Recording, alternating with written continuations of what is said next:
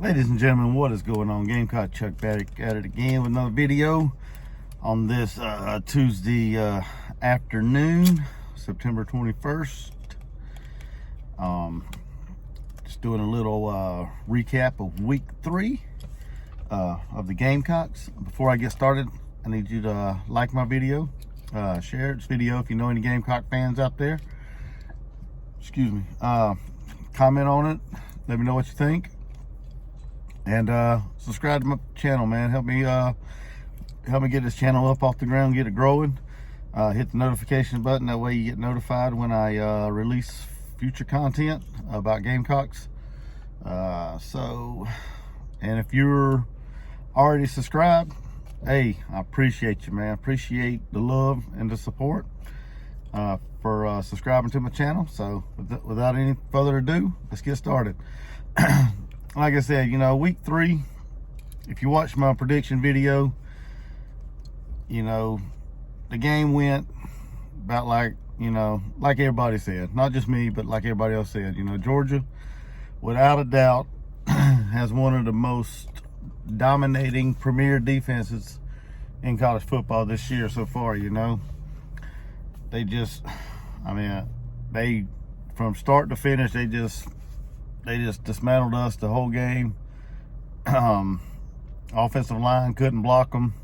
They were only rushing mainly four guys the whole game, and nobody seemed to block very well, especially the whole left side of the offensive line. I think that's an area that Shane Beamer needs to get cleared up, revamp it, whatever you want to call it, because them guys on the left side, they look lost at times, like they didn't care, didn't want to block nobody.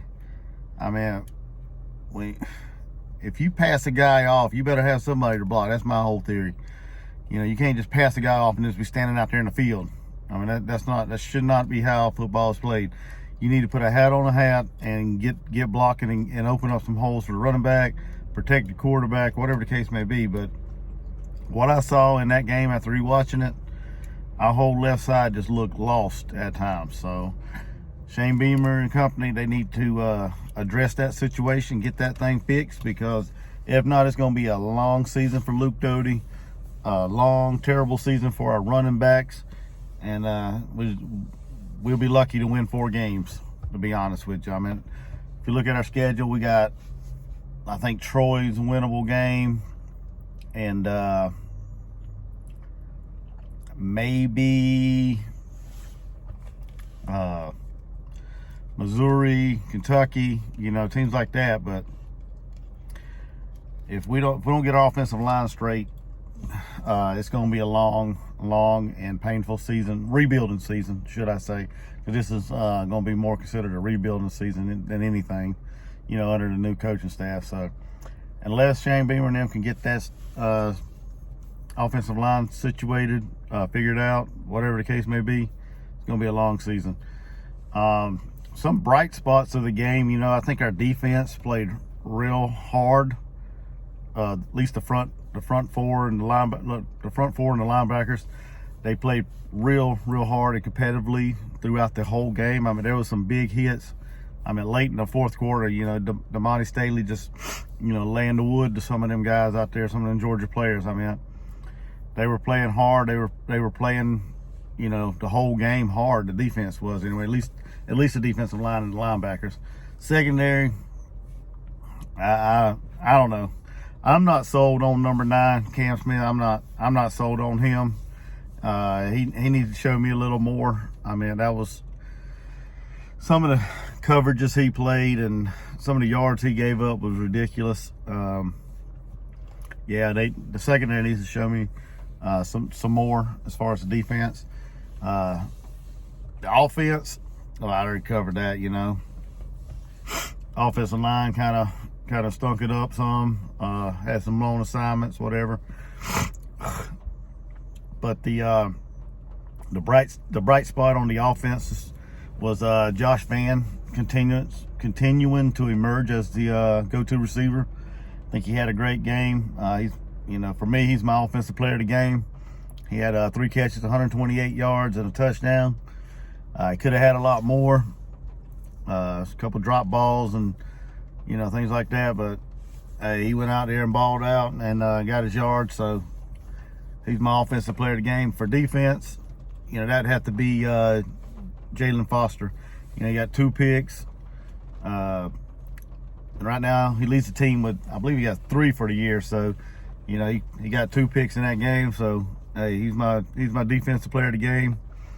You know, even though the defensive line and linebackers played solid the whole game, you know, he got us the ball when we needed it, put us in good field position one time. So, you know, just our offensive line was just stagnant and couldn't do anything with it. So, but yeah, I mean, the game went, you know, like most people expected. You know, Georgia, they're top 2 team for a reason. You know, they're a top 5 team for a reason. You know, they got good players. They stacked everywhere, like I said in my last video about it, the prediction video. I mean, they're talented for a reason. So, and you could see the tremendous talent gap if you watch the whole game. You can see the big talent gap between Georgia and South Carolina. So, also another positive note, so far through 3 games, we're the only team to score an offensive touchdown against Georgia. And I know a lot of people will say, well, that's probably our 3rd and 4th string people in there, but hey, Georgia prides itself on defense of keeping people out the end zone. They said that themselves. So, hey, they gave up a touchdown on offense, and we're the team that did it. So, huge shout out to Josh Vann for catching that touchdown and getting it in the end zone. So, like I said, we're the only team to score on offense against that vaunted defense. So, but yeah, I mean, the game, it was at times dreadful to watch, but you know, it is what it is. You know, my prediction was 38-14. I didn't miss it by much. So, like I said, it went according to plan. So now we just got to get back to work, prepare for Kentucky, because Kentucky's going to be coming to Williams-Brice, and they're going to put up a fight. They're always a tough outing. So yeah, we got to get ready, get back to work, watch some video, watch some film, get our players coached up right, and put them back out there Saturday and see what we can do against Kentucky. So, but yeah, that's my week 3 recap of the Gamecocks. Hey, like this video, comment on this video, share it with anybody you know. Subscribe to my channel if you ain't already subscribed. Help me grow, help this channel grow, get bigger and better. If you got any comments about this video or anything, just let me know. Until next time, go Gamecocks, go Coach Beamer. Let's get rolling, baby.